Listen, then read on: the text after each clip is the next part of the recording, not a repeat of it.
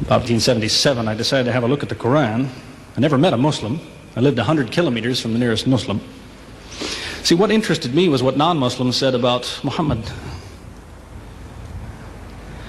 There are books and books written about Muhammad that tell you, one thing we know for sure about this man, he had an outside source of information. One book I've got says the Quran was written by a committee, because they've established so well that there's information in there that an Arabian shouldn't have known. He must have had someone from the outside bringing him this information. So they say, one thing we know for sure, he had an outside source of information. Now, he said this book was a revelation. So they say, you see, he was a liar. He got it from somewhere, he put it in a book, and he gave it to someone, telling him it was from God. He was a liar. Other people write books and books on the subject of Muhammad, and they say, one thing we know for sure, he thought he was a prophet. He was crazy. Because they look at his life very carefully, and they see episodes like, for example, when he hid in the cave with Abu Bakr. He was running from the whole city who wanted to kill him, and he hid in the cave, and when the Meccans came running up to the cave to kill them, what did he say to his friend? Did he tell him, see if you can find a back way out of the cave? What he told his friend was, relax. He was telling him, I see what you see, but he said, God is with us. God will save us. So people on that basis, they say, you see, he thought he was a prophet. He thought God was with him because he said things like that. He wasn't a liar. They never seem to realize that one man can't be both. So you can't be a liar and a crazy man at the same time. If you think that an angel gives the words of God in your ear, and somebody says, I have a question for you, what does God tell you about this thing? I want to hear an answer tomorrow. If you're a crazy man, if you think an angel whispers in your ear, then you don't sit up that night thinking, what will I tell him tomorrow? What can I find? Who knows the answer? You're crazy. You think the angel will tell you the answer. You don't go and look it up somewhere. You see, you can't be a liar and a crazy man at the same time. You can be one or the other, or neither, but you can't be both.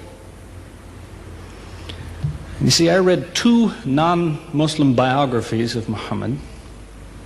One was by Rodenson, who's an atheist, who hated the man. But many interesting things come up about his life that I had to wonder about. One story that's told is that when he was an older man, he had a son named Abraham. The son died when the child was 2 years old. The same day the boy died, there was an eclipse of the sun. The sky went dark. And the Muslims came running to their prophet and said, look, it's a miracle. Your child died and the sky went dark in sadness. It occurred to me, see, if he was a crazy man, he'd probably believe what they said. He'd probably think, yes, it's a miracle. My child died, the sky is dark. Yes, it's a miracle. If he was a crazy man. If he was a liar, he would have taken advantage of it. He would have said, yes, right, my child died, the sky is dark, you tell everyone, it proves I'm a prophet. It's a miracle. But what did he do? He became angry with the Muslims. He told them that was nonsense. He was angry with them. How dare you say that? He said the sun and the moon are signs of God, and they don't worry themselves about the birth of a man or the death of a son of Muhammad. Doesn't look very crazy, doesn't look much like a liar. Now you have a third alternative, of course, which people tell you all the time. They say, no, he was not a liar. He was not a crazy man. He was deceived by the devil. Deceived by the devil. It's an interesting idea, but whatever you say, you better be ready to back it up. There's a lot of difficulties with that idea. For example, there is a verse in the Quran which tells the reader about a good habit to develop. It tells him, before you read this book, always say, A'udhu billahi minash shaitani rajim, which means, I take refuge in God from Satan the rejected. Is this Satan who wrote this? Who said, before you read my book, ask God to save you from me? Is that Satan who wrote that? As Jesus said, if Satan is divided against himself, then his kingdom will fall. He's fighting against his own interests. So let me finish with a story that illustrates a point. As I said, there's many theories and many explanations around, many explanations. But an explanation, something somebody tells you, is just so much air coming out of his mouth unless he has proof and unless he offers you something that you can use to falsify it. You see, there's many theories of how do the planets go around the sun and how do the stars burn and all the rest of it. Many theories. Most of them are just so much wind. Scientists pay no attention to them because they don't contain something that could be checked to prove it false. You see, Einstein was considered an intelligent man because when he offered his theory in 1905 and again in 1915, he didn't just offer a theory, he said, here's 3 ways to prove I'm wrong. Now it's worth listening to. He's told me, here's 3 different things you can do. If you can do this, I'm wrong. Here you are. Is there anything like that in Christianity? Has the Christian ever said, you want to prove I'm wrong? All you have to do is this. Has he ever done that? The Quran is filled with that kind of thing, filled with it. Saying, you want to prove this book is wrong? Do this. Prove it. Go ahead. Do it. Filled with that kind of thing. There's an example of it that made a big impression in its day, during the lifetime, 14 centuries ago, of the Prophet of Islam. You see, he had an uncle named Abu Lahab. That was his nickname, Abu Lahab. This man hated Muhammad. He hated anything the man said. He used to watch him going through the city, and if he saw him talking to someone, he waited till they split up. He'd go after the man he spoke to and take him and say, what did Muhammad tell you? Whatever it is, it's a lie. Did he tell you day? It's night. Did he say black? It's white. Exact opposite. Whatever he heard the Muslims say, he said the opposite. That was the way his mind worked.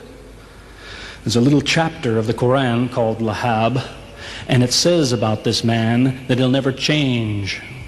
It condemns him to hell, Jahannam. You see, if the man had ever become a Muslim, the Muslims would believe, well, now he's not condemned anymore. You see, for 10 years before Abu Lahab died, that was a part of the Quran. And the Muslims could come to Abu Lahab and say, do you know, it's been revealed to us in our book that you will never be a Muslim. God says you will never be a Muslim. For 10 years they told him that. All he had to do was say, well, your book is wrong. I want to be a Muslim. What do you think of your book now? That's all he had to do. He had 10 years to think about it. And that's the way he was.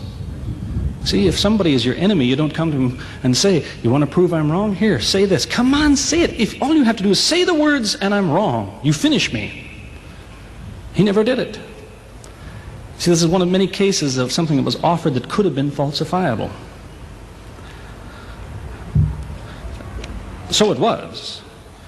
As I say, in 1978, after, how long would that be? 15 years of arguing with the church authorities, one place or another, I got the idea. I'm going to argue with some other people. I'm going to read the Quran, see how much of it is any good, pick out the true, pick out the false.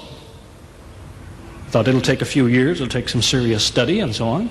I read through it. About 3 days later, I finished it. I said, this is what I've been saying for 15 years. So I went to find some Muslims. I don't want somebody to feel you've been tricked into something. I haven't said anything about Christianity that isn't true. I haven't said anything about Islam that isn't true unless it was a slip of the tongue or something. I'm simply trying to remind an individual, don't close your mind before it's too late. Don't make up your mind before you have all the facts. Most people who used to be Christians and become Muslims will tell you, I am a better Christian than I used to be. Now I follow Christ. I didn't before. That's what I would tell you.